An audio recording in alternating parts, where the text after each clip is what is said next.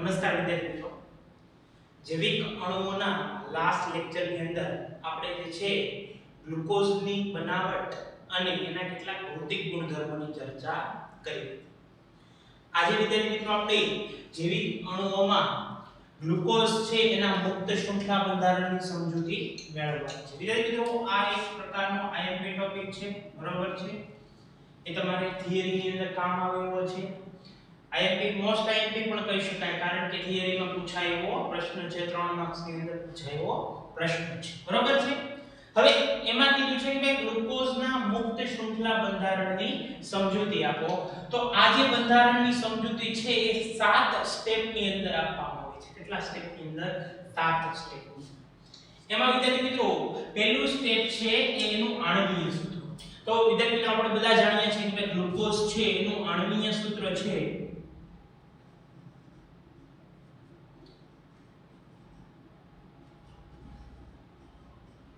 C6H12O6 આપણને જોવા મળે. અણુભાર જે છે લઈએ આપણે એનો વિદ્યાર્થી મિત્રો કેટલો થાય કે ભાઈ અણુભાર છે 180 ગ્રામ પર મોલ થશે. ગણતરી કરી શકીએ. વિદ્યાર્થી મિત્રો આના ઉપરથી જે છે એ આણ્વીય સૂત્ર પરથી એનું પ્રમાણસૂચક સૂત્ર પણ જે છે આપણે મેળવી શકીએ. તો પ્રમાણસૂચક સૂત્ર છે એનું એક આવું મળ્યું CH2O અને એનો જે સૂત્રભાર છે એ લગભગ 30 ગ્રામ પર મોલ થશે, બરાબર? કાર્બન જે છે 12 હોય, 12 ને 2 કેટલા થશે? હાઇડ્રોજન 14 થાય, બરાબર? અને 14 છે એમાં ઓક્સિજન 16 નાખો એટલે 30 ગ્રામ પર મોલ આપણે કહી શકીએ. અને આના પરથી જે છે ગુણન સંખ્યા પણ નક્કી કરી શકીએ. ગુણન સંખ્યા એટલે એ ગ્લુકોઝમાં ગુણન સંખ્યા કેટલી હતી કે ભાઈ એનો અણુભાર એના છેદમાં સૂત્રભાર હોય. અણુભાર જે છે 180 છે, સૂત્રભાર 30 છે, ભાગાકાર કરીએ 6 ગુણન સંખ્યાની આવે. તો આપણે કહી શકીએ ગ્લુકોઝની અંદર 6 ગુણન સંખ્યા છે. ગુણન સંખ્યા એટલે બીજું કાંઈ નહીં કે પ્રમાણસૂચક સૂત્રને જે સંખ્યા વડે ગુણવામાં આવે તો એનાથી એનું આણ્વીય સૂત્ર પ્રાપ્ત થાય એને ગુણન સંખ્યા કહેવાય. તો આ હતી એના પહેલા સ્ટેપની સમજૂતી, બરાબર છે વિદ્યાર્થી મિત્રો? હવે આપણે એનું બીજું સ્ટેપ જોઈએ. તો બીજા સ્ટેપની અંદર શું કીધું કે ભાઈ 6 કાર્બન યુક્ત રેખીય શૃંખલા. તો કે ભાઈ આની સાબિતી કેમ મળે? તો કે ભાઈ એમાં એવું કહેવામાં આવ્યું કે ભાઈ ગ્લુકોઝ જે છે એની પ્રક્રિયા હાઇડ્રોજન આયોડાઇડ સાથે કરવામાં આવી અને એ થોડા ઊંચા તાપમાને પ્રક્રિયા કરવામાં આવી તો આપણને N-હેક્ઝેન પ્રાપ્ત થાય છે. ગ્લુકોઝની હાઇડ્રોજન આયોડાઇડ સાથે પ્રક્રિયા કરતા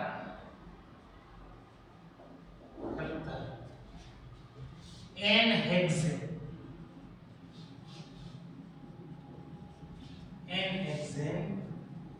પ્રાપ્ત થાય છે. વિદ્યાર્થી મિત્રો N-હેક્ઝેન ની રચના બધાને ખબર છે કે ભાઈ એ રેખીય હોય. કેવી હોય છે? રેખીય, બરોબર?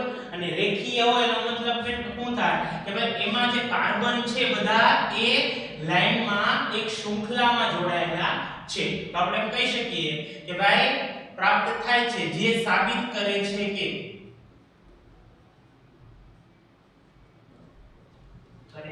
કે ગ્લુકોઝમાં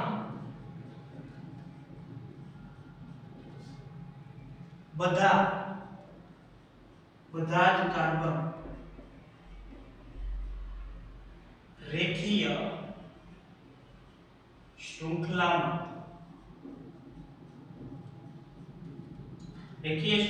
કઈ રીતે જોડાણ હોય? તેનું જોડાણ આ રીતનું હશે કે ભાઈ carbon carbon carbon carbon carbon carbon. તો આ જે છે એનું રેખીય શૃંખલા થઈ, બરાબર છે? કે ભાઈ 6 કાર્બન જે છે લાઈનમાં ગોઠવાયેલા હોય. લાઈન એટલે રેખીય, બરાબર? શૃંખલામાં ગોઠવાયેલા હોય છે.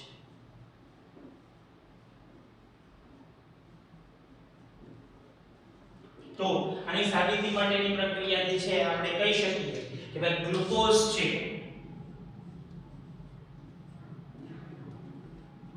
બરાબર એને આપણે HI સાથે ગરમ કરતા એની પ્રક્રિયા થાય અને આપણને શું મળ્યું કે ભાઈ N-હેક્ઝેન મળ્યું. શું મળ્યું? N-હેક્ઝેન. હેક્ઝેન એટલે 6 કાર્બન, N એટલે નોર્મલ એટલે કે સરળ શૃંખલા હોય એને આપણે નોર્મલ શૃંખલા કહીએ. બરોબર છે? N-હેક્ઝેન આપણને પ્રાપ્ત થાય છે. તો આમાં પહેલી સાબિતી શું થાય કે ભાઈ કાર્બન જે છે બધા લાઈનમાં ગોઠવાયેલા છે. એ કાર્બન છે એ કોઈ અલગ રીતે ગોઠવાયેલા નથી કે ભાઈ આ કાર્બનની હારે નીચે એક કાર્બન હોય એક ઉપર એમ નથી ગોઠવાયેલા, બધા લાઈન બંધ ગોઠવાયેલા છે. એની પહેલી સાબિતી છે ગ્લુકોઝની HI સાથેની પ્રક્રિયા થોડા ઊંચા તાપમાને કરતા N-હેક્ઝેન મળે. જો N-હેક્ઝેન મળે એનો મતલબ કાર્બન લાઈનમાં હશે, નકર N-હેક્ઝેન મળે નહીં. આ પહેલી સાબિતી હતી કે 6 કાર્બન યુક્ત રેખીય શૃંખલા ગ્લુકોઝમાં હશે. બરાબર? બીજી સાબિતી શું હતી કે ભાઈ એમાં કાર્બોનિલ સમૂહની હાજરી છે. વિદ્યાર્થી મિત્રો જો એમાં જે છે એ શું સાબિત થયું કે ભાઈ કાર્બોનિલ સમૂહની એની અંદર હાજરી જોવા મળે છે. કે ભાઈ આ હાજરી માટેની અમુક પ્રક્રિયાઓ હતી, એ પ્રક્રિયા આપણે જોઈ. વિદ્યાર્થી મિત્રો કાર્બોનિલ સમૂહની હાજરી માટેની બે પ્રક્રિયાઓ જોવા મળી હતી. એમાં પહેલી જે પ્રક્રિયા હતી એમાં શું કર્યું કે ભાઈ ગ્લુકોઝ છે, ગ્લુકોઝની HCl એટલે કે હાઇડ્રોજન સાયનાઇડ હારે પ્રક્રિયા કરી. તો હાઇડ્રોજન સાયનાઇડ હારે પ્રક્રિયા કરી તો જોવા મળ્યું કે ભાઈ A સાથે પ્રક્રિયા કરતા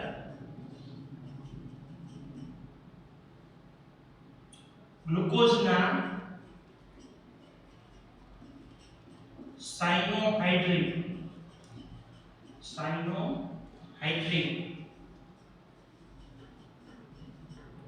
સંયોજન આપે છે. બરાબર છે કે ભાઈ હાઇડ્રોજન સાયનાઇડ હારે જો જોડાણ કર્યું ને ગ્લુકોઝની પ્રક્રિયા તો એને શું કર્યું ગ્લુકોઝના સાયનોહાઇડ્રિક બનાવી નાખ્યા. આપણે એમ કહી શકીએ કે ભાઈ ગ્લુકોઝ એમાં આપણે નાખ્યું HCl એટલે એને બનાવી નાખ્યું ગ્લુકો સાયનોહાઇડ્રિક. બરાબર છે? પછી બીજી પ્રક્રિયા શું થાય કે ભાઈ ગ્લુકોઝ છે એની હાઇડ્રોક્સિલ એમાઇડ હારે પ્રક્રિયા કરે. ગ્લુકોઝની હાઇડ્રોક્સિલ એમાઇડ એટલે કે NH2OH, હાઇડ્રોક્સિલ એમાઇડ એટલે NH. બરાબર છે? ગ્લુકોઝની હાઇડ્રોક્સિલ એમાઇડ સાથે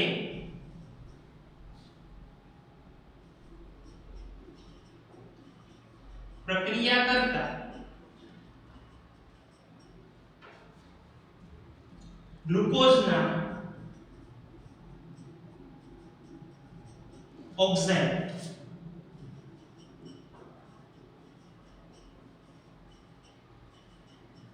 મળે છે. કે ભાઈ એમાં એવું જોવા મળ્યું કે ભાઈ આ જે છે હાઇડ્રોક્સિલ એમાઇડ એ ગ્લુકોઝને એના ઓક્સાઇડમાં ફેરવી નાખતું હતું. તો અહીં આપણે લખી શકીએ કે ભાઈ ગ્લુકોઝની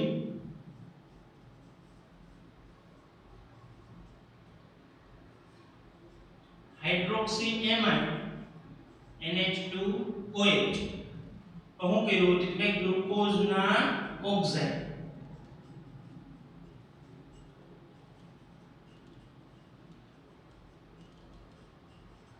તો આ બે પ્રક્રિયા સાબિત કરતા હતા કે ભાઈ ગ્લુકોઝની અંદર જે છે કાર્બોનિલ સમૂહ હાજર હશે.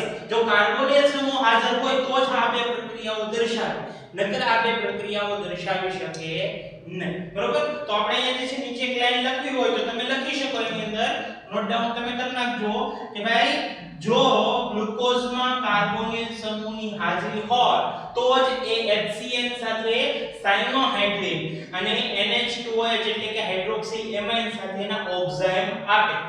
અને કાર્બોનિલ સમૂહની હાજરી દર્શાવે છે. તો આ જે છે એ કાર્બોનિલ સમૂહની હાજરી છે. વિદ્યાર્થી મિત્રો, કાર્બોનિલ સમૂહ એટલે શું? તો તમે એ થોડું ઘણું ભણી ચૂક્યા છો કે ભાઈ જેમાં કાર્બન ડબલ બોન્ડ ઓક્સિજન સાથે જોડાયેલો હોય અને એમાં કાર્બનની બાકીની સંયોજકતાઓ એ જુદા જુદા સમૂહો વડે સંતોષાતી હોય તો એને જે છે કાર્બોનિલ સમૂહ કહેવાય. હવે આના પેટા ક્રિયાશીલ સમૂહ ઘણા બધા છે વિદ્યાર્થી મિત્રો. એક તો જુઓ કે ભાઈ એમાંથી જે છે એસ્ટર બને, કાર્બોનિલનો જે છે પેટા ક્રિયાશીલ સમૂહ એસ્ટર છે. પછી કે ભાઈ આલ્ડીહાઇડ છે, કાર્બોક્સિલિક એસિડ છે, બીજા ઘણા બધા જે છે એના પેટા ક્રિયાશીલ સમૂહ છે. હવે આપણને એમ થાય કે ભાઈ હાલો ગ્લુકોઝમાં 6 કાર્બન લાઈનમાં ગોઠવવાના છે, કાર્બોનિલ સમૂહ છે. હવે કાર્બોનિલ સમૂહમાં પાછો કયો સમૂહ છે એની સમજૂતી કેમ મેળવવી? તો કે ભાઈ એની સમજૂતી માટેની ચોથી પ્રક્રિયા છે. કે ભાઈ ચોથી પ્રક્રિયાની અંદર શું છે? તો કે ભાઈ CHO એટલે કે આલ્ડીહાઇડ. CHO એટલે શું? આલ્ડીહાઇડ. આલ્ડીહાઇડ સમૂહની હાજરી. તો કે ભાઈ એવી ત્રણ પ્રક્રિયા જોવા મળે. કઈ કઈ? તો કે ભાઈ ગ્લુકોઝ છે, ગ્લુકોઝ નું Br2 જળ સાથે ઓક્સિડેશન. Br2 જળ સાથે હું કે ભાઈ ઓક્સિડેશન ક્રિયા કરતા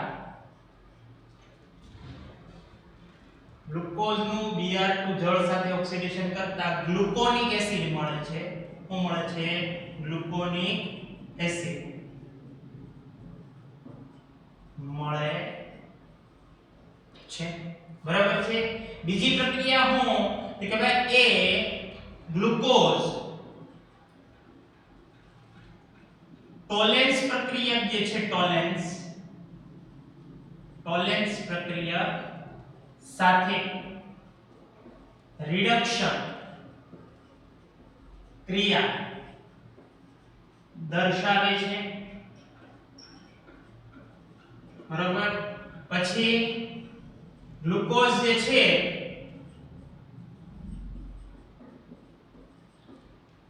ફેહિલિનના દ્રાવણ સાથે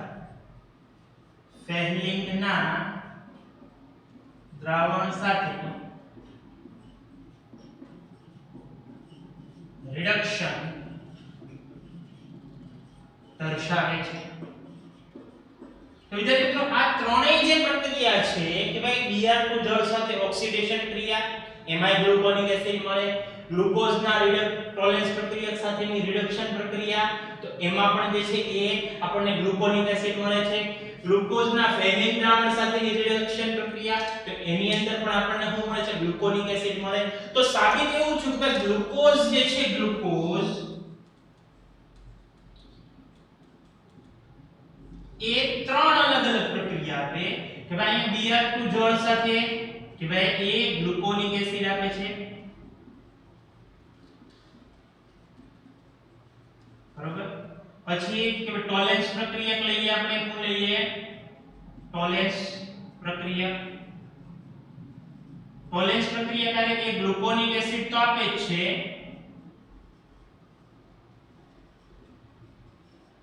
હારવાર જે છે એ સિલ્વર નો રજત એટલે કે ભાઈ એ ચાંદીના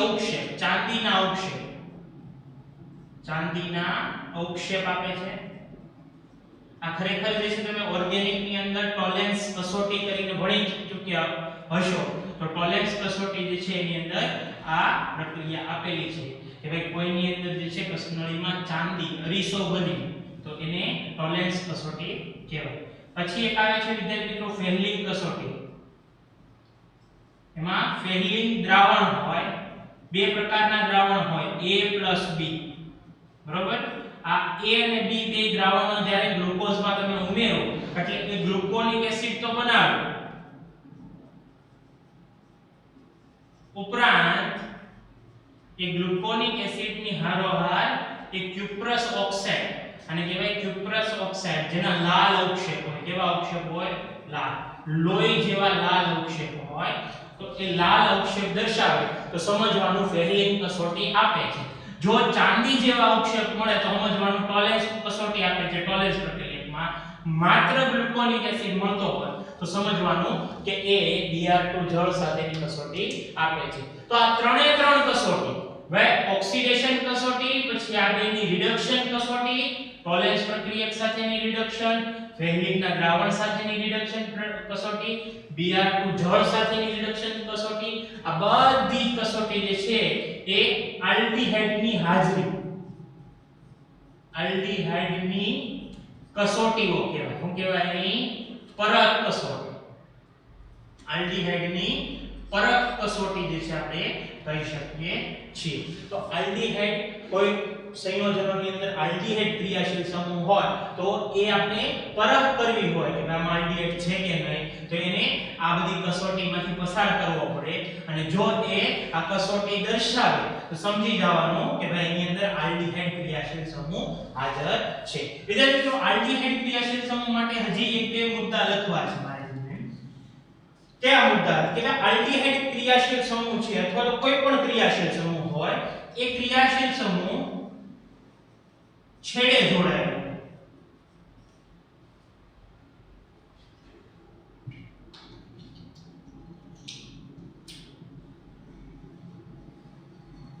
આલ્ડીહાઇડ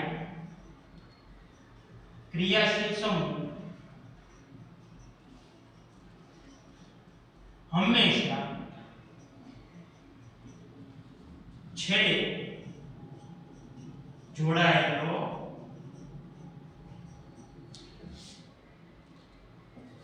હોય.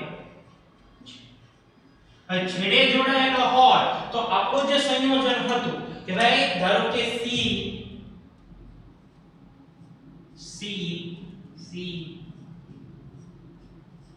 આ રીતનું આપણું સંયોજન હતું, એમાં આપણે કહી શકીએ કે ભાઈ આ 6 કાર્બન છે, એમાં કોઈ એક છેડે CHO સમૂહ હશે. કેવો સમૂહ છે? CHO. અને CHO સમૂહ જે છે કોઈ પણ એક છેડે અહીંયા દોરી શકો અથવા તો અહીંયા પણ તમે દોરી શકો છો. તો આના આધારે એક વસ્તુ સાબિત થઈ કે ભાઈ આની અંદર એ જે CHO સમૂહ છે એ હાજર છે એમ આપણે કહી શકીએ છીએ. આપણી કસોટીના અંતે એવું સાબિત થાય. એટલે આપણું જે સૂત્ર છે કે આ રીતનું જોવા મળશે. બરાબર છે? પછી વિદ્યાર્થી મિત્રો આગળ બીજી ઘણી બધી કસોટી કરી. હવે એમાં એક કસોટી હતી, એનાથી ખ્યાલ આવ્યો કે ભાઈ આ જે છે ગ્લુકોઝ, એની અંદર એક પ્રાથમિક આલ્કોહોલ પણ રહેલો છે. શું રહેલો છે વિદ્યાર્થી મિત્રો? પ્રાથમિક આલ્કોહોલ. હવે આપણે પહેલા એ સમજવાનું છે કે ભાઈ પ્રાથમિક આલ્કોહોલ એટલે કારણ કે ભાઈ મને ખ્યાલ છે કે ભાઈ તમારે જે છે હજી ઓર્ગેનિકના ચેપ્ટરો જે હેલ્યા નથી એટલે અરે તમે થોડું ઘણું ઓર્ગેનિક જનરલ ઓર્ગેનિક ભણી ચૂક્યા છો 11 માં. ઘણાને યાદ હોય, ઘણાને યાદ ન હોય, છતાં થોડું રિવાઇઝ કરાવી દો કે ભાઈ પ્રાથમિક આલ્કોહોલ કોને કહેવાય, દ્વિતીય આલ્કોહોલ કોને કહેવાય, તૃતીયક આલ્કોહોલ કોને કહેવાય, તેની થોડી ઘણી પહેલા સમજૂતી આપી દો. પછી જે છે તમને જણાવું કે ભાઈ પ્રાથમિક આલ્કોહોલની જે છે એ આની અંદર પરખ કઈ રીતે થઈ. વિદ્યાર્થી મિત્રો, પ્રાથમિક, દ્વિતીયક કે તૃતીયક આલ્કોહોલની વ્યાખ્યા કરવી હોય તો વ્યાખ્યા કંઈક એવી થાય કે ભાઈ જ્યારે ક્રિયાશીલ સમૂહ, વિદ્યાર્થી મિત્રો આલ્કોહોલની અંદર ક્રિયાશીલ સમૂહ કયો હોય કે ભાઈ આલ્કોહોલની અંદર ક્રિયાશીલ સમૂહ હોય OH. શું હોય છે? OH. જ્યારે ક્રિયાશીલ સમૂહ જે કાર્બન હારે જોડાયેલો હોય એ કાર્બન, ભાઈ ક્રિયાશીલ સમૂહ જે છે ધારો કે કાર્બન હારે જોડાયેલો છે, બરાબર છે, એ કાર્બન બીજા કેટલા કાર્બન હારે જોડાણો છે? એટલે કે ભાઈ ધારો કે OH સમૂહ જે કાર્બન હારે જોડાણો એ બીજા એક કાર્બન હારે જોડાણો હોય તો આને 1 ડિગ્રી કહેવાય. શું કહેવાય? 1. અથવા તો પ્રાથમિક આલ્કોહોલ કહેવાય. બરાબર છે વિદ્યાર્થી મિત્રો? જો ફરીવાર રિપીટ કરું છું, ક્રિયાશીલ સમૂહ જે કાર્બન હારે જોડાણો એ કાર્બન બીજા કેટલા કાર્બન હારે જોડાણો છે કે ભાઈ એ એક હારે જોડાણો હોય તો 1 ડિગ્રી. હવે એ બીજા બે કાર્બન હારે જોડાણો, કેટલા કાર્બન હારે જોડાણો? 2. તમે જોઈ શકો 1 અને 2. તો કે ભાઈ ક્રિયાશીલ સમૂહ જે કાર્બન હારે જોડાણો છે એ કાર્બન બીજા કેટલા કાર્બન હારે જોડાણો? 2 કાર્બન હારે જોડાણો હોય તો એને આપણે 2 ડિગ્રી આલ્કોહોલ કહેવાય. અને ત્રીજું એ કે ભાઈ ક્રિયાશીલ સમૂહ જે છે, ક્રિયાશીલ સમૂહ જે કાર્બન હારે જોડાણો એ કાર્બન બીજા 3 કાર્બન હારે જોડાણો, કેટલા કાર્બન હારે? 3 કાર્બન હારે જોડાણો હોય તો એને આપણે કહીએ છીએ 3 ડિગ્રી. શું કહીએ છીએ આપણે? 3 3 ડિગ્રી આલ્કોહોલ કહીએ છીએ. તો વિદ્યાર્થી મિત્રો આ બધાને તમને ખ્યાલ જ હશે, બરોબર છે. તો અહીંયા આપણે જે છે પ્રાથમિક આલ્કોહોલની વાત કરવાની છે કે ભાઈ આ જે ક્રિયાશીલ સમૂહ છે એ બીજા એક કાર્બન હારે જોડાવાનો હોય તો આ જે ક્રિયાશીલ સમૂહ છે એ જે કાર્બન હારે જોડાણો એને કહીએ છીએ આપણે 1 ડિગ્રી અને 1 ડિગ્રી OH એટલે કે આલ્કોહોલ એટલે કે CH2OH છે એની આપણે પરખ જોવાની છે, બરોબર છે વિદ્યાર્થી મિત્રો. તો આગળ વધી આપણે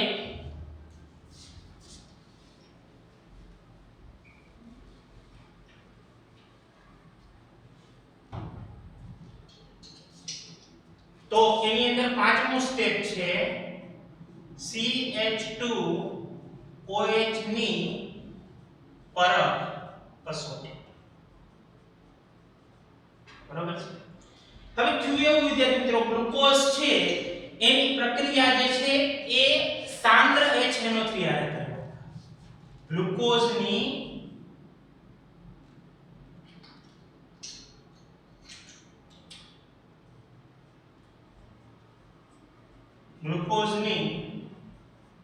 સાંદ્ર HNO3 સાથે પ્રક્રિયા કરતા સમાન કાર્બન ધરાવતો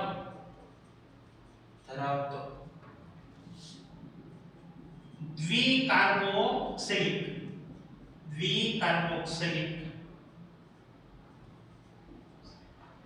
એસિડ જેને સેકેરિક એસિડ કહેવાય છે. શું કહેવાય છે? સેકેરિક એસિડ મળે છે. તો થયું એવું કે ભાઈ ગ્લુકોઝ છે એની સાંદ્ર HNO3 હારે પ્રક્રિયા કરાવી. ગ્લુકોઝ જે છે એની કોની હારે પ્રક્રિયા કરાવી? સાંદ્ર HNO3 હારે પ્રક્રિયા કરાવી. ઓક્સિડેશન પ્રક્રિયા કહેવાય. આને કઈ પ્રક્રિયા કહેવાય? ઓક્સિડેશન પ્રક્રિયા. એટલે થયું એવું કે ભાઈ 2 COOH દ્વિકાર્બોક્સિલિક એસિડ નો અર્થ શું થાય કે ભાઈ 2 COOH સમૂહ, બરાબર. 2 COOH સમૂહ હોય એને દ્વિકાર્બોક્સિલિક કહેવાય. શું કહેવાય? એને દ્વિકાર્બોક્સિલિક, બરાબર. તો 2 COOH સમૂહ ધરાવતો જે છે એ એસિડ મળ્યો જેનું નામ છે સેકેરિક એસિડ. શું છે? સેકેરિક એસિડ. તો આ સેકેરિક એસિડ જે છે મળ્યો એ સાબિત કરે છે વિદ્યાર્થી મિત્રો એ સાબિત કરે કે આ જે ગ્લુકોઝ છે એની અંદર કોઈ એક છેડે એ પ્રાથમિક આલ્કોહોલ હોવો જોઈએ. જો પ્રાથમિક આલ્કોહોલ હોય કોઈ એક છેડે તો જે છે એ અહીંયા દ્વિકાર્બોક્સિલિક એસિડ મળે. હવે થયું એવું જો વિદ્યાર્થી મિત્રો આપણે સાબિત શું કર્યું હતું કે ભાઈ આ જે છે ગ્લુકોઝ એની અંદર એક જગ્યાએ CHO છે, બરોબર છે. વચ્ચે જો કે 4 કાર્બન, આ એક છેડાનો કાર્બન, એક તો CHO છે મતલબ આ CHO ટ્રાન્સફર થઈ ગયો COOH માં, બરોબર છે. બાકીના કાર્બન એમનેમ છે. હવે આમાં COOH સમૂહ એક બાજુ ટ્રાન્સફર થયો તો બીજા છેડે પણ COOH સમૂહ ટ્રાન્સફર થયો. તો આ સમૂહે ટ્રાન્સફર થયો એનો મતલબ અહીંયા પ્રાથમિક આલ્કોહોલ હોવો જોઈએ. કારણ કે એક છેડો તો રોકાઈ ગયેલો હતો. તો કે ભાઈ જો બીજા કોઈ એક છેડે પ્રાથમિક આલ્કોહોલ હોય તો એ COOH ની અંદર ટ્રાન્સફર પામે છે. હવે અહીંયા તો આલ્ડિહાઇડ જે છે ટ્રાન્સફર પામી ગયો આની અંદર. આની અંદર શું છે કે પ્રાથમિક આલ્કોહોલ હોવો જોઈએ કોઈ એક છેડે. અને યાદ રાખજો કે ભાઈ આ જે પ્રાથમિક આલ્કોહોલ હોય એ હંમેશા ક્યાં હોવો જોઈએ? કોઈ એક છેડે હોવો જોઈએ. હવે સ્વાભાવિક છે એક છેડો તો જે છે આલ્ડિહાઇડે રોકી લીધું. હવે બીજો છેડો હોય તો છેલ્લો તો ત્યાં હશે પ્રાથમિક આલ્કોહોલ. તો આપણે એમ કહી શકીએ કે ભાઈ ગ્લુકોઝ છે એનું એક સૂત્ર આવું હશે કે ભાઈ 6 કાર્બન લાઈનમાં છે. પહેલા જગ્યાએ જે છે કાર્બોનિલ સમૂહ, આ કાર્બોનિલ સમૂહમાં પણ કોણ કે આલ્ડિહાઇડ છે. પછી કે પ્રાથમિક આલ્કોહોલ છે પણ પ્રાથમિક આલ્કોહોલ જે છે આ છેડે આવેલો છે એટલે આપણે એને CH2OH તરીકે દર્શાવ્યું. તો અહીંયા સુધીનું સૂત્ર જે છે આપણું સાબિત થયું. અને આ દર્શાવે છે વિદ્યાર્થી મિત્રો એ ગ્લુકોનિક એસિડ છે, દ્વિકાર્બોક્સિલિક એસિડ. આ શું દર્શાવે છે? દ્વિકાર્બોક્સિલિક એસિડ. બરોબર છે? તો આ ઓક્સિડેશન ક્રિયાથી જે છે એ કાર્બોક્સિલિક એસિડ બની ગયો. અહીંયા પણ જે છે ઓક્સિડેશન ક્રિયાથી જે છે કાર્બોક્સિલિક એસિડ આપણને પ્રાપ્ત થયો. તો સાબિતી થઈ ગઈ વિદ્યાર્થી મિત્રો કે ભાઈ અહીંયા ગ્લુકોઝની અંદર કોઈ એક છેડે પ્રાથમિક આલ્કોહોલ જે છે હાજર છે. બરોબર છે વિદ્યાર્થી મિત્રો? આગળ વધીએ પછી આપણે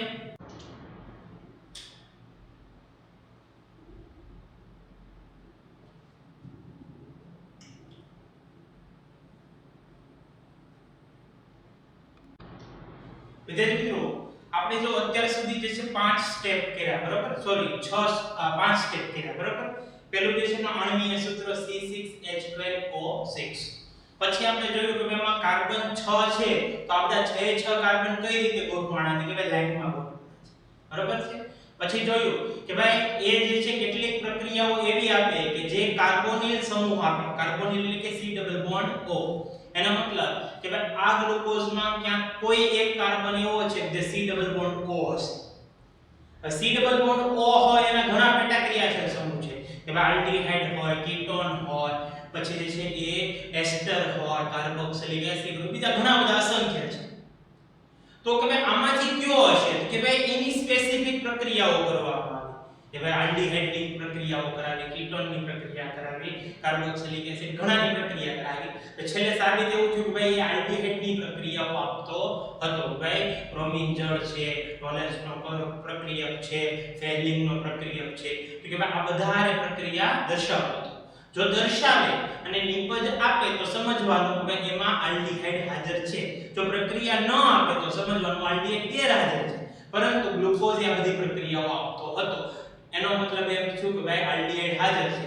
અને હંમેશા યાદ રાખવાનું આલ્ડીહાઇડ ક્રિયાશીલ સમૂહ કોઈ પણ જે છે કાર્બનિક સંયોજન છે એના એક છેડે આવેલો હોય છે. તો આ છેડે જે છે ક્રિયાશીલ સમૂહ આવેલો હોય એનો મતલબ કાર્બનમાં બે છેડા હોય છે, પહેલો અને છેલ્લો. એના કોઈ પણ એક છેડે જે છે આલ્ડીહાઇડ આવેલો હોય. પછી કે ભાઈ કેટલીક પ્રક્રિયાઓ જે છે આપણે જોઈ હતી આગળ કે ભાઈ એની અંદર એ પ્રાથમિક આલ્કોહોલ છે એની હાજરી દર્શાવે. બરોબર છે? પ્રાથમિક આલ્કોહોલ એટલે કે CH2OH. તો એની માટે આપણે જોયું કે ભાઈ સાંદ્ર HNO3 માં નાખો તો એ સેકેરિક એસિડ આપતા હતા. સેકેરિક એસિડમાં બે બાજુ C ડબલ OH હોય. હવે એક બાજુ આલ્ડીહાઇડમાંથી C ડબલ OH બને છે. એનો મતલબ બીજા છેડે જે છે CH2OH આવેલો હોવો જોઈએ જે C ડબલ OH બને ફેરવે છે. તો આ રીતે આપણે પ્રાથમિક આલ્કોહોલની પણ સમજ જોઈ. હવે વિદ્યાર્થી મિત્રો એક બીજી પ્રક્રિયા કરવામાં આવી હતી. એ પ્રક્રિયા કઈ હતી કે ભાઈ એમાં ગ્લુકોઝની એસિટિક એનહાઇડ્રેટ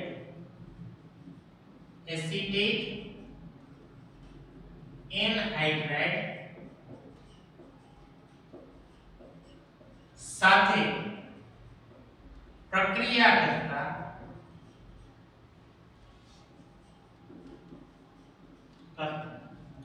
ગ્લુકોઝના પેન્ટા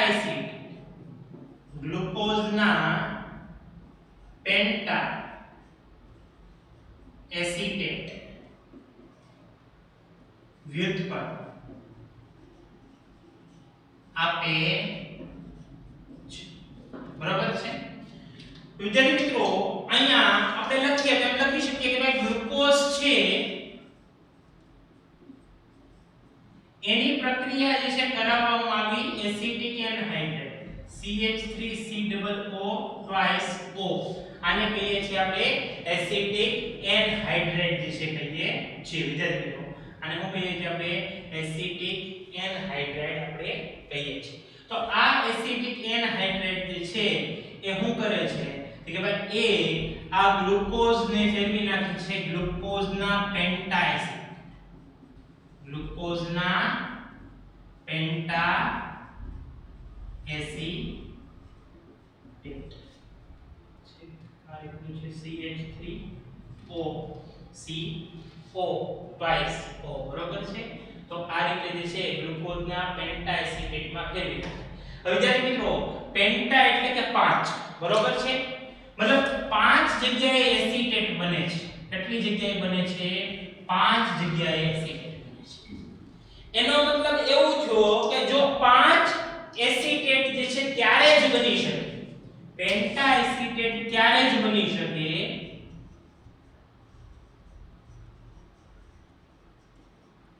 ત્યારે જ બની શકે જો ગ્લુકોઝમાં 5 OH સમૂહ આવેલા બરોબર. મતલબ કે ભાઈ 5 OH હોય તો એ OH ની જગ્યાએ એસિટેટ સંયોજનો જોડાય છે. આ OH ની જગ્યાએ શું જોડાઈ જાય? એસિટેટ સંયોજનો જોડાઈ જાય. તો આપણે સમજી શકીએ કે ભાઈ આ 5 OH સમૂહ જે છે ગ્લુકોઝમાં આવેલા હોવા જોઈએ. હવે બીજો સવાલ એ થાય કે ભાઈ આ OH સમૂહ છે એ કાર્બનમાં કઈ રીતે હશે? એક કાર્બનમાં 2 હશે, 3 હશે કે ભાઈ બધા કાર્બન એક એક OH હશે? કઈ રીતે હશે? યાદ રાખવાનું વિદ્યાર્થી મિત્રો, જ્યારે કોઈ એક કાર્બન ઉપર 2 OH હોય ને, કેટલા OH હોય? 2 OH. તો આ સમજવાનું અસ્થાયી થાય. શું થાય? અસ્થાયી. આ કેવું થાય? અસ્થાયી. અસ્થાયી સંયોજનમાં શું થાય કે ભાઈ એક OH બીજા હાઇડ્રોજન હારે જોડાય અને H2O દૂર કરે. શું કરે? H2O દૂર કરે. અસ્થાયી સંયોજનમાં શું જોવા મળે કે ભાઈ A H2O દૂર કરે. એનો મતલબ એવો થયો કે જો ગ્લુકોઝ અસ્થાયી હોય તો એ કાર્બન ઉપર OH જે છે એ બે જોડાઈ શકે. બરોબર? અથવા 3 4 જોડાઈ શકે. બરોબર છે? પણ અહીંયા ગ્લુકોઝ છે, ગ્લુકોઝ સ્થાયી છે. કેવો છે? સ્થાયી છે. આસાનીથી H2O દૂર થતો નથી. હવે આસાનીથી H2O દૂર નથી થતો એનો મતલબ એક કાર્બન ઉપર એક જ OH હાજર હશે. બરાબર છે? આસાનીથી જે છે આપણે કહી શકીએ કે ભાઈ ગ્લુકોઝ સ્ટેબલ છે. સ્ટેબલ ત્યારે જ હોય કે ભાઈ એક કાર્બન ઉપર એક જ OH હોય તો જ H2O દૂર ન થાય. બરાબર છે?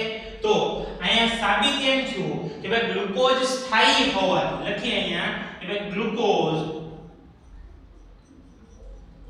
સ્થાયી હોવાથી કહી શકીએ કે આ પાંચેય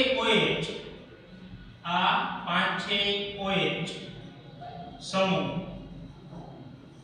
અલગ અલગ કાર્બનમાં જોડાયેલા છે. અલગ અલગ કાર્બન ઉપર જોડાયેલા હશે. એક કાર્બન ઉપર જોડાયેલા હોય તો એ અસ્થાયી થઈ જાય, પરંતુ પ્રાયોગિક પુરાવા એમ કે ભાઈ ગ્લુકોઝ સ્ટેબલ છે, એમાં H2O આસાનીથી દૂર નથી થતું.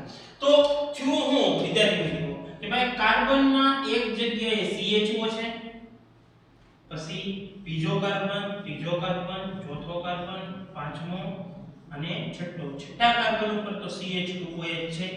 એનો મતલબ વિદ્યાર્થી મિત્રો એક OH તો ઓલરેડી છે અહીંયા. મતલબ બાકીના વિધા કેટલા કે ભાઈ 4 કાર્બન વિધા અને ટોટલ 5 કરવાના છે. કેટલા કરવાના છે? 5. એનો મતલબ બધા કાર્બન ઉપર એક એક OH આપણે જોડી દઈએ.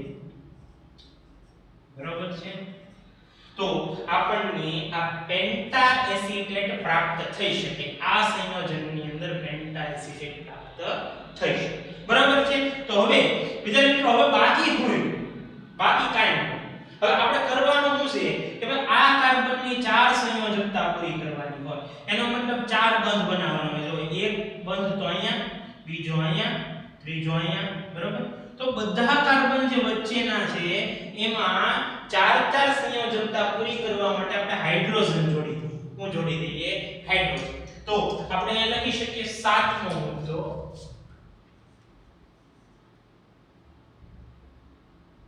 બાકીના કાર્બનની ચાર સંયોજકતા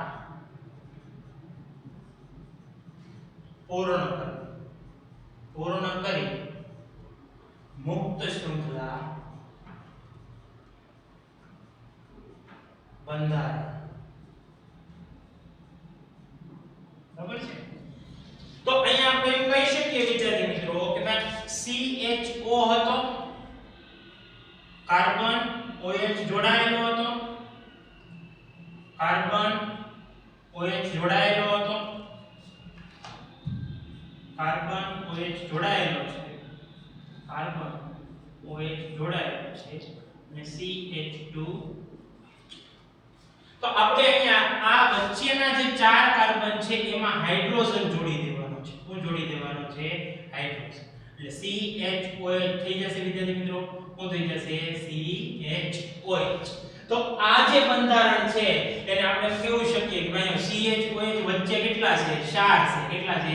4. તો આ બંધારણને આમે કહી શકીએ CHOH જે છે એ 4 છે અને CH2OH બરાબર પ્રાથમિક આલ્કોહોલ બરાબર આ આલ્ડીહાઇડ અને વચ્ચે આવેલા છે CHOH કેટલા? 4. તો આ જે બંધારણ છે એને કહેવાય છે ગ્લુકોઝનું મુક્ત શૃંખલા બંધારણ. બરોબર છે વિદ્યાર્થી મિત્રો. તો આ રીતે જે છે સાબિત થયું કે ભાઈ ગ્લુકોઝની અંદર જે છે મુક્ત શૃંખલા બંધારણ હાજર છે. સોરી એનું મુક્ત શૃંખલા બંધારણ આ રીતે આપણે સાબિત કરી શકીએ. બધા મુદ્દા ફરીવાર રિપીટ થઈ જાય. 6 કાર્બન હોય, આલ્ડીહાઇડ ક્રિયાશીલ સમૂહ છે, પ્રાથમિક આલ્કોહોલ છે, 5 OH છે, 4 વચ્ચે અને એક છેડે. બરોબર છે? કાર્બન બધા લાઈનમાં છે. તો આ બધા મુદ્દાથી જે છે ગ્લુકોઝનું મુક્ત શૃંખલા બંધારણ કંઈક આ રીતનું આપણને પ્રાપ્ત થાય છે. હવે વિદ્યાર્થી મિત્રો આપણે જો એમાં વચ્ચે વચ્ચે જે પ્રક્રિયાઓ આપી હતી યાદ છે? આમાં બ્રોમિન જળવાળી, પેન્ટાઇસિટાઇલ વિદ્વાન, પછી વચ્ચે બીજી HNO3 હારેની પ્રક્રિયા હતી, ટોલેન્સ કસોટી હતી, ફેલિંગ કસોટી હતી. બરોબર? HI સાથેની પ્રક્રિયા. તો આ બધી પ્રક્રિયાઓ હવે આપણે આ સૂત્ર લઈ અને ફરીવાર આપણે કરશું બધી. કારણ કે એવો પણ ક્વેશ્ચન પૂછાય છે કે ગ્લુકોઝનું મુક્ત શૃંખલા બંધારણ સાબિત કરતી પ્રક્રિયાઓ દર્શાવો. તો અહીંયા આપણે એ ફરીવાર એ બધા મુદ્દાઓ લઈ આપણે એ લખશું નહીં પણ એની પ્રક્રિયાઓ દર્શાવવાની છે. બરોબર છે? તો પહેલા આ નોટ ડાઉન કરો પછી આગળ વધીએ.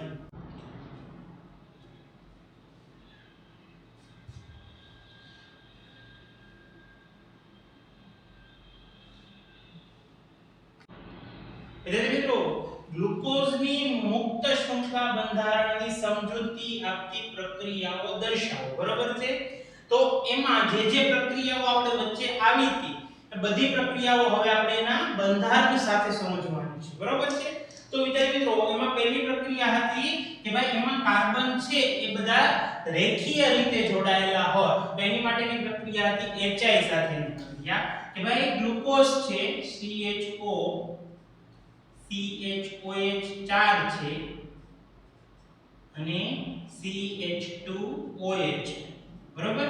તો આ ગ્લુકોઝ છે એમાં આપણે HI નાખ્યું. શું નાખ્યું આપણે? HI.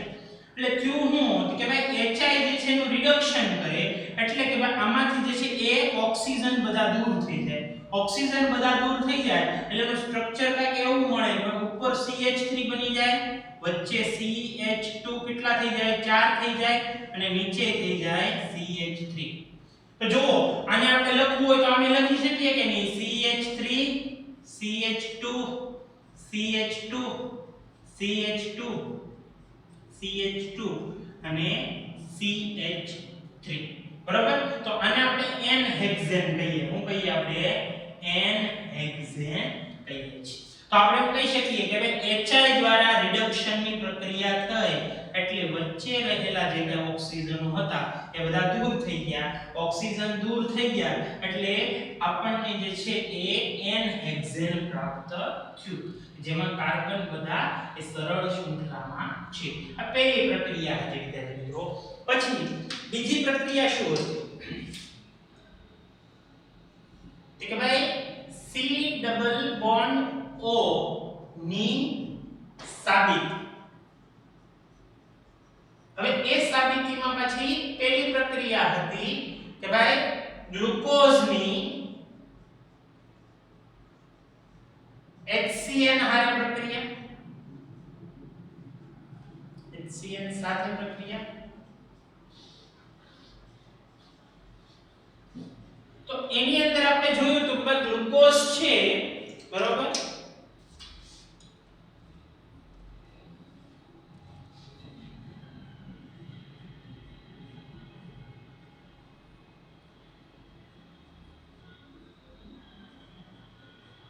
એમાં આપણે HCN નાખ્યું. હું નાખ્યું આપણે HCN. હવે HCN માં બે આયન હોય વિદ્યાર્થી મિત્રો. HCN માં કેટલા આયન હોય? બે આયન. એક હોય H+ અને બીજો હોય Cn-. આ કેન્દ્રાનુરાગી વિસ્થાપન પ્રક્રિયા પણ કહેવાય. અને શું કહેવાય? કેન્દ્રાનુરાગી વિસ્થાપન. જેમાં Cn- જે છે ને વિદ્યાર્થી મિત્રો, અહીંયા એક ડબલ બોન્ડ ઓક્સિજન હોય અને અહીંયા હાઇડ્રોજન.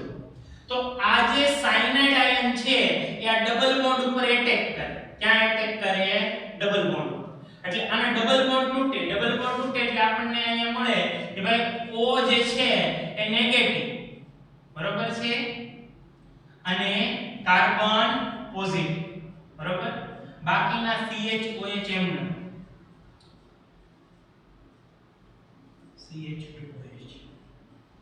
તો અહીંયા આનો ડબલ બોન્ડ તૂટ્યો એટલે કાર્બન ઉપર પોઝિટિવ ભાર આવ્યો અને આની ઉપર નેગેટિવ ભાર આવ્યો. તો આ સાયનાઇડ નેગેટિવ છે ક્યાં જોડાઈ જાય? સાયનાઇડ નેગેટિવ છે ક્યાં જોડાશે? કાર્બન ઉપર. અને હાઇડ્રોજન જે પોઝિટિવ હતો એ ક્યાં જોડાઈ જાય? OH. તો આ જે છે ને લખવું હોય તો કંઈક આમ લખી શકીએ આપણે કે ભાઈ CHOH અને સાયનાઇડ પછી CHOH4 અને CH2OH બરોબર. તો આને કહેવાય છે ગ્લુકોઝના સાયનોહેડ્રિન બરોબર છે. ગ્લુકોઝના સાયનોહેડ્રિન સંયોજન જે છે કહેવાય છે. ગ્લુકોઝની HCN સાથેની આ પ્રક્રિયા દર્શાવે છે. વિદ્યાર્થી મિત્રો, એના પછીની જે છે બીજી પ્રક્રિયા હતી એમાં આપણે કીધું હતું કે ગ્લુકોઝની હાઇડ્રોક્સિલ એમાઇન એટલે કે NH2OH સાથેની પ્રક્રિયા બરોબર. હવે એમાં શું થાય છે વિદ્યાર્થી મિત્રો કે ભાઈ આ ગ્લુકોઝ છે આપણો,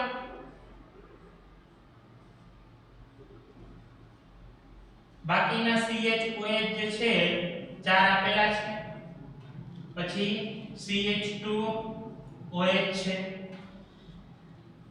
આ જે છે હાઇડ્રોક્સિલ એમાઇન વિદ્યાર્થી મિત્રો એની અંદર આ NH2 છે એ પોઝિટિવ થશે અને આ OH નેગેટિવ થશે. OH કેવો થશે? નેગેટિવ થશે. સમજવા જેવી વાત છે. હવે આ એટેક કરે આ OH બરોબર છે આની ઉપર એટલે આના બે ભાગ પડી જાય. કાર્બન ઉપર પોઝિટિવ અને ઓક્સિજન ઉપર નેગેટિવ બરોબર. બાકીના એમનું CHOH જે છે ચાર એ શું થશે? એમનું CH2OH બરોબર.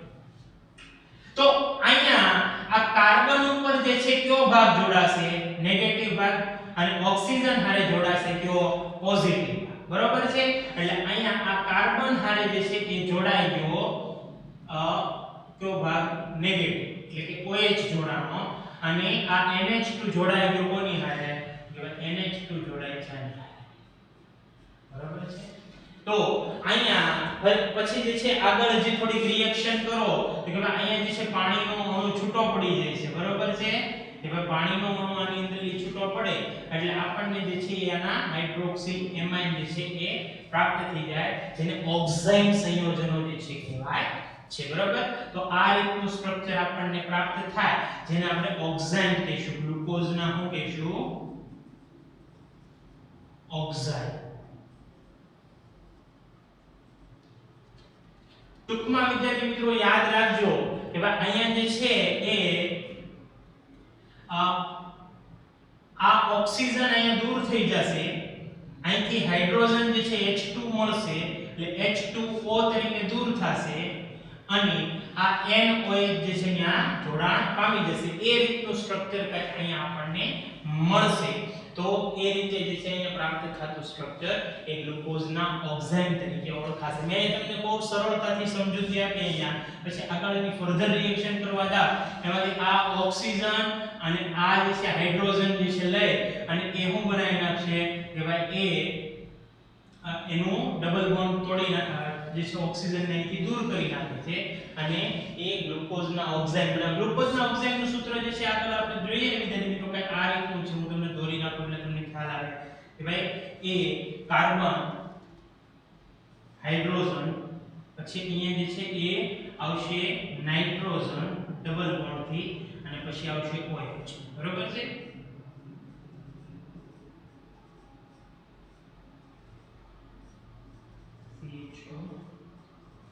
એટલે ટૂંકમાં એ થયું હું તમને કહી દઉં વિદ્યાર્થી મિત્રો, NH2OH જે છે દાખલ કર્યો આમે તમને તબક્કાવાર પ્રક્રિયા સમજાવી પણ ખરેખર ત્યાં શું થયું હતું કે આ ઓક્સિજન અહીંથી દૂર થઈ ગયો, બરોબર છે, બે હાઇડ્રોજન લઈ લીધા આના એટલે એ શું બનાવી નાખ્યું H2O બનાવી નાખ્યા એટલે આ નાઇટ્રોજન અહીંયા ડબલ બોન્ડ થી જોડાણો, ડબલ બોન્ડ નાઇટ્રોજન અને એમાં OH તો હતો જ તે, આ રીતનું સ્ટ્રક્ચર થયું। તો તમે અહીંથી ડાયરેક્ટ આમ પણ લખી શકો પણ મેં તમને તબક્કાવાર સમજાવવાની કોશિશ કરી, પણ આ તમે ત્યારે જ સમજશો જ્યારે તમે ઓર્ગેનિકના ચેપ્ટર આવ્યા હશે। તો અહીંયા આપણે ટૂંકમાં આ રીતે યાદ રાખજો કે ભાઈ અહીંયા NH2OH જ્યારે દાખલ કરો તો આ ઓક્સિજન બે હાઇડ્રોજન લઈ અને શું બનાવશે કે ભાઈ પાણીનો અણુ દૂર કરી નાઇટ્રોજન ડબલ બોન્ડ થી જોડાઈ જશે, અહીંયા NOH તો હતો જ તે।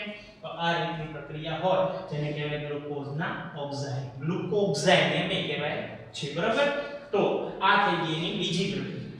આગળ વધીએ આપણે CHO ની પરત। હવે આમાં ત્રણ કસોટી હતી વિદ્યાર્થી મિત્રો, કેટલી કસોટી હતી આની અંદર? ત્રણ, બરાબર।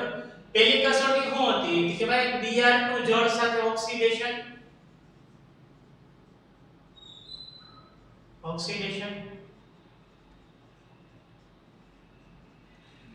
પછી બીજી કસોટી શું હતું ટોલેન્સ કસોટી સાથે, ટોલેન્સ પ્રક્રિયા સાથે રિડક્શન, પછી બીજી કસોટી હતી ફેહલિંગ દ્રાવણ સાથે રિડક્શન, બરાબર છે। તો આપણે જે છે આ બે કસોટી તમારા ઓર્ગેનિકમાં ભણવાની આવે છે, બરાબર છે, આ બે કસોટી ઓર્ગેનિકમાં ભણવાની આવે છે એટલે એ કસોટી જે છે હું અહીં દર્શાવીશ તમને, બરાબર છે, પણ એ તમે જ્યારે ઓર્ગેનિક ભણશો ત્યારે તમને ડિટેલમાં ખ્યાલ આવશે। પહેલી કસોટી આપણે લઈ શકીએ અહીંયા, પહેલી કસોટીમાં શું છે કે ભાઈ આપણે અહીંયા CHO લીધો, CHOH કેટલા છે? 4 છે, CH2OH, બરાબર છે। આ થઈ ગયું ગ્લુકોઝનું મુક્ત શૃંખલા બંધારણ। આપણે અહીંયા Br2 જળ લીધું અને ઓક્સિડેશન ક્રિયા, ઓક્સિડેશન ક્રિયા મતલબ આપણે હાઇડ્રોજન જે છે એ દૂર કરીએ અને ઓક્સિજન ઉમેરી, ઘણી વખત ખાલી ઓક્સિજન ઉમેરીએ એને પણ જે છે એ ઓક્સિડેશન ક્રિયા કહેવાય। તો અહીંયા થાશે શું કે ભાઈ આ જે છે બે એની વચ્ચે ઓક્સિજન ઉમેરી, બેની વચ્ચે એક ઓક્સિજન ઉમેરીએ તો COOH થઈ જશે અને બાકીના સંયોજનો એમનું CHOH, બરાબર છે। તો આનું નામ છે ગ્લુકોનિક એસિડ, શું કહેવાય ને? ગ્લુકોનિક એસિડ, બીજું કાંઈ નથી, આ છે ગ્લુકોનિક એસિડ। હવે ટોલેન્સ પ્રક્રિયા કારણે શું થાય વિદ્યાર્થી મિત્રો, જો હું અહીંયા દર્શાવું છું ટોલેન્સ ટોલેન્સ પ્રક્રિયા છે એનું એક આખું સૂત્ર અલગથી આવે છે, એ તમારા ઓર્ગેનિક માં આવશે. ટોલેન્સ પ્રક્રિયા આમાં નાખો ને એટલે આ જ મળશે ઉપર, ગ્લુકોનિક એસિડ તો મળે, સૂત્રમાં લખતો નથી, બરોબર છે. અને વધારામાં સિલ્વર નું સ્તર, સિલ્વર નું શું બને છે, સ્તર બને છે પાત્રના તળે. તો આ સિલ્વર નું સ્તર છે એ સાબિત કરે કે ભાઈ રજત દર્પણ કસોટી એટલે કે ટોલેન્સ કસોટી એ સાબિતી થાય. ફેહલિંગ દ્રાવણ નાખો વિદ્યાર્થી મિત્રો, હું નાખો ફેહલિંગ દ્રાવણ. ફેહલિંગ દ્રાવણ બે પ્રકારના હોય, A અને B, બરાબર છે. તો એ જેવું આમાં નાખો તો એ ગ્લુકોનિક એસિડ તો આપે જ, અને વધારામાં જે છે એ અહીંયા Ag નું સ્તર બનતું હતું, એમ લાલ કલરનું ક્યુપ્રસ ઓક્સાઇડ નું લાલ રંગનું ઓક્સાઇડ એ પ્રાપ્ત થાય. તો આ જે છે એ ફેહલિંગ કસોટી જે છે દર્શાવે છે. તો ત્રણે ત્રણ કસોટીમાં આ બે કસોટી તમારે જે છે એ ઓર્ગેનિક માં આવશે. આ કસોટી મેં તમને દર્શાવી આ રીતનું ગ્લુકોનિક એસિડ મળે છે, બરાબર છે. આ બધી પ્રક્રિયાઓ જે છે નોટ ડાઉન કરો, પછી આપણે આગળ વધીએ.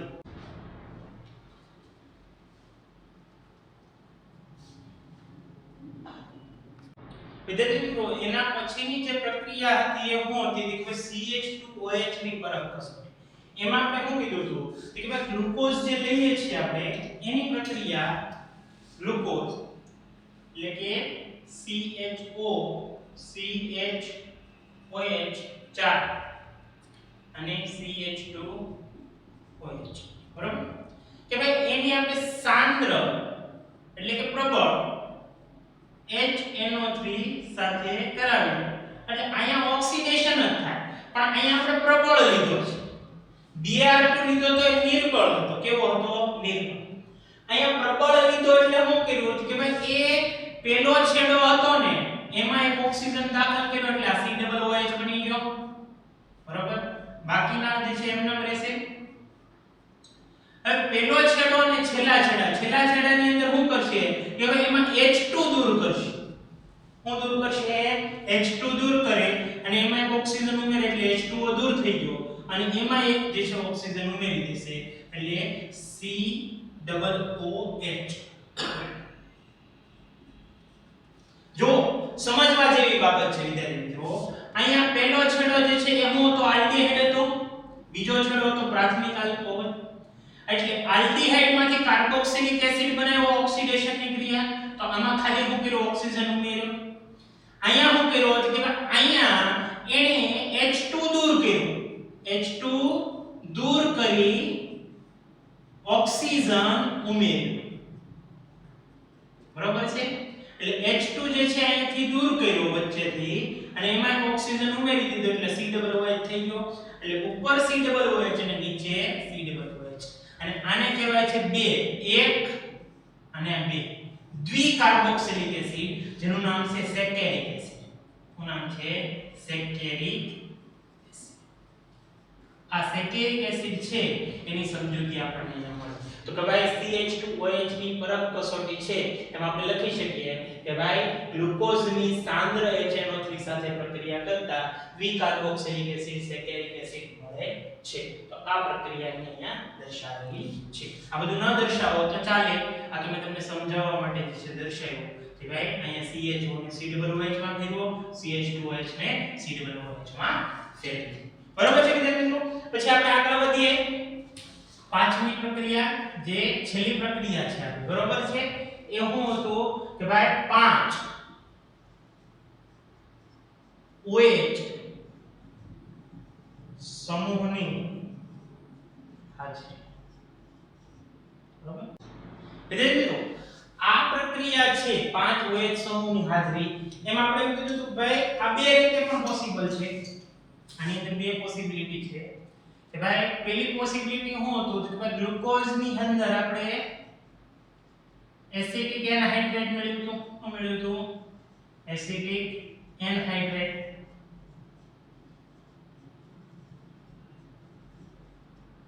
બીજી પોસિબિલિટી જે આપણે વાત નથી કરી, બરોબર, ટેક્સ્ટ બુકમાં નથી, છતાં હું તમને અહીં દર્શાવી દઉં. એની અંદર શું હોય છે કે ગ્લુકોઝ ની હારે આપણે એસિટાઇલ ક્લોરાઇડ આ ઉમેરી દો એટલે આપણને બેયની અંદર સેમ નિપજ જ મળશે. આમાંય સેમ નિપજ મળે, આમાંય સેમ નિપજ મળે, જેને કહેવાય ગ્લુકોઝના પેન્ટા એસિટેટ. બરાબર છે વિદ્યાર્થી મિત્રો? હવે પ્રક્રિયા સમજવાની છે. એસિટિક એનહાઇડ્રેટ એટલે શું?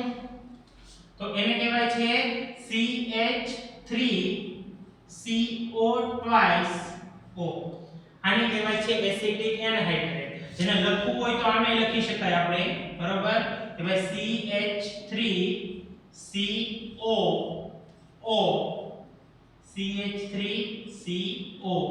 આ રીતનું જોડાણ હોય એને કહેવાય છે એસિટિક એનહાઇડ્રેટ. હવે જેમ મિત્રો આપણે અહીં લઈએ કે ભાઈ CH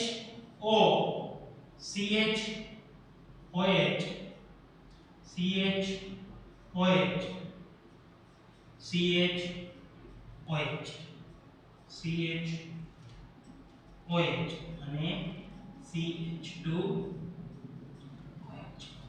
હવે જો વિદ્યાર્થી મિત્રો થાય છે શું અહીંયા કે ભાઈ આપણે અહીંયા જે છે લેવાના છે 5 એસિટિક એનહાઇડ્રેટ CH3CO2. બરોબર? 5 જે છે એ આપણે એસિટિક એનહાઇડ્રેટ લીધા. હવે થાય એવું કે આ પ્રક્રિયા જ્યારે પોસિબલ ન જાય એટલે એનું બે ભાગમાં વિભાજન થાય. અહીંથી એના બે આયન તૂટે.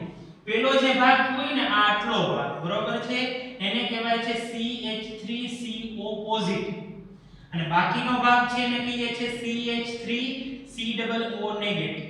બરોબર છે વિદ્યાર્થી મિત્રો? તો હવે થાશે એવું કે ભાઈ અહીંયા આ 5 OH છે. કેટલા OH છે? 5. બરોબર?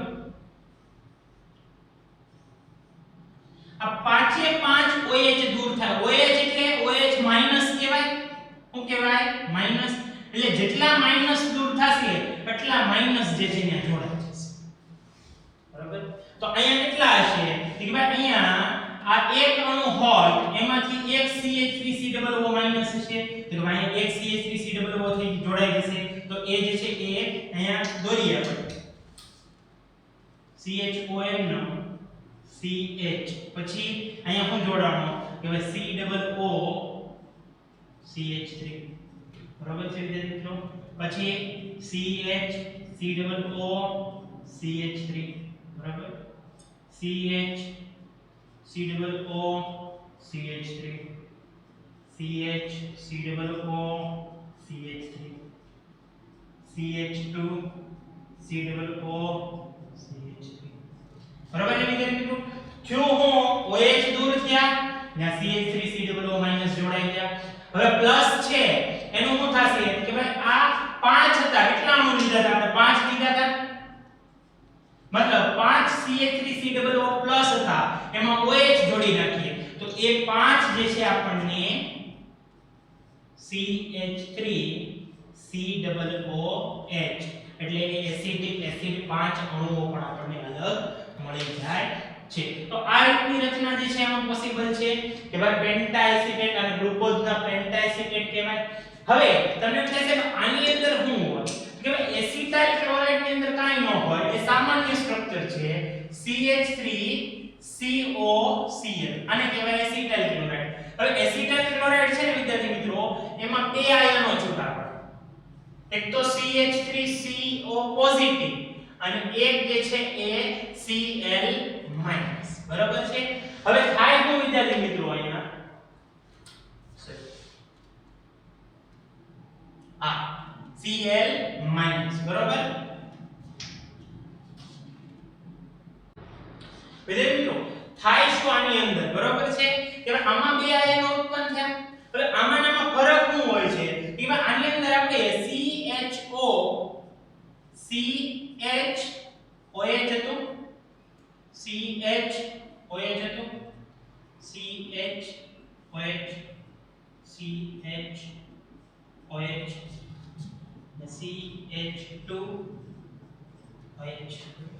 તો આની અંદર ખાસ એ કે ભાઈ આના 5 અણુ લીધા હોય તો 5 જે છે એ CH3CO+ મળે ને 5 Cl- મળે તો આ જેટલા Cl- હોય ને એમાંથી H+ લઈ જશે એટલે અહીંયા ખાલી ફરક એટલો પડશે કે અહીંયા 5 HCl દૂર થશે બરાબર છે તો અહીંયા ધન આયન જે છે એ અહીંથી દૂર થશે ઓલામાં OH દૂર થતા હતા આમાં H+ દૂર થશે એટલે 5 HCl દૂર કરશે અને એની જગ્યાએ જે છે બાકીના CH3CO જોડાઈ જાય એટલે અહીંયા CHO બાકીમાં કે ભાઈ અહીંયા C પછી OH C CO CH3 COH CO CH3 COH CO CH3 COH CO CH3 બરાબર CH